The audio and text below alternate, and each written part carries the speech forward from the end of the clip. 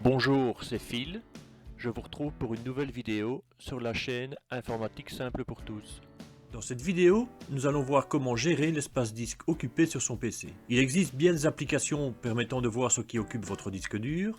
Nous allons voir comment obtenir un maximum d'informations à ce sujet sans application particulière, seulement en utilisant Windows 10. Pour cela, on va dans les paramètres, soit on vient ici, on clique sur paramètres, ou alors on utilise la combinaison de touches Windows I, Windows I.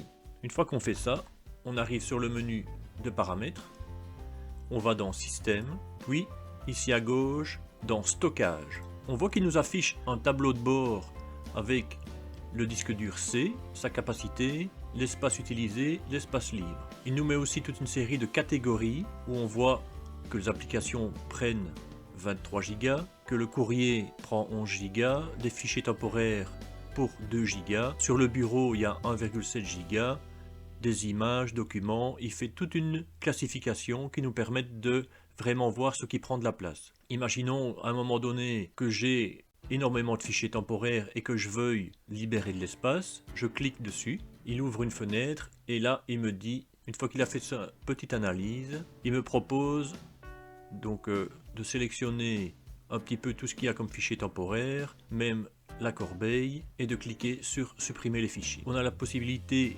d'afficher d'autres disques durs. Dans ce cas-ci, on vient sur afficher l'utilisation du stockage sur les autres lecteurs. Là, ici, il me montre les 3 disques que j'ai et il suffit de le sélectionner pour arriver au même écran. On peut aussi modifier l'emplacement d'enregistrement du nouveau contenu. Dans ce cas-ci, qu'est-ce que ça veut dire? Si on installe des nouvelles applications, on peut lui dire de les installer sur un autre disque. Lorsqu'on est limité en disque sur son disque C, ça permet d'arrêter de stocker sur le disque C et de ce fait-là de maintenir la bonne utilisation de son PC. On peut faire ça pour les applications, pour les documents, la musique, photos, les vidéos. Alors qu'est-ce qu'on peut encore faire?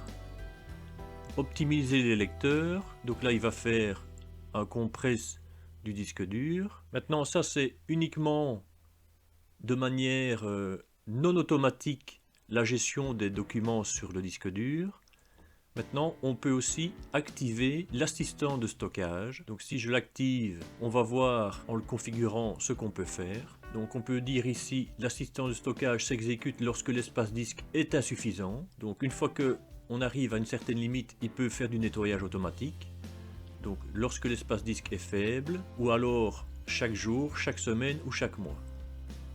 Moi, je dirais que si on doit l'activer, il faut le mettre sur lorsque l'espace disque est faible. Supprimer les fichiers temporaires que mes applications n'utilisent pas. Là, on pourrait le cocher. Là, on pourrait lui demander de le faire tous les 30 ou 60 jours, ça serait pas mal. Tout dépend de la taille de votre disque dur et de l'espace libre. Si vous êtes vraiment limite, on peut diminuer à 14 jours. Supprimer les fichiers du dossier téléchargement. Là, évidemment, il y a souvent beaucoup de documents qui prennent beaucoup de place. Pour le moment, il est sur jamais, mais on pourrait dire, on n'a plus rien fait avec après 30 jours ou 60 jours, on peut les supprimer. Maintenant, ici, on peut aussi supprimer localement des fichiers du OneDrive. Et là, on peut demander de nettoyer au moment où on clique dessus pour qu'il le fasse à l'instant présent. Donc à partir du moment où on active cet assistant, il va, en fonction des réglages, le faire de manière automatique et normalement garder toujours de l'espace libre sur le disque. Mais si on ne l'active pas, et moi je préfère avoir la main mise sur ce que je fais,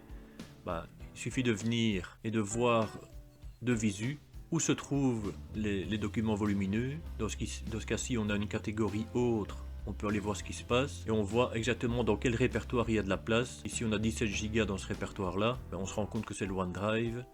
Soit on peut faire du nettoyage, soit on laisse comme ça et on voit un peu où on peut faire du nettoyage.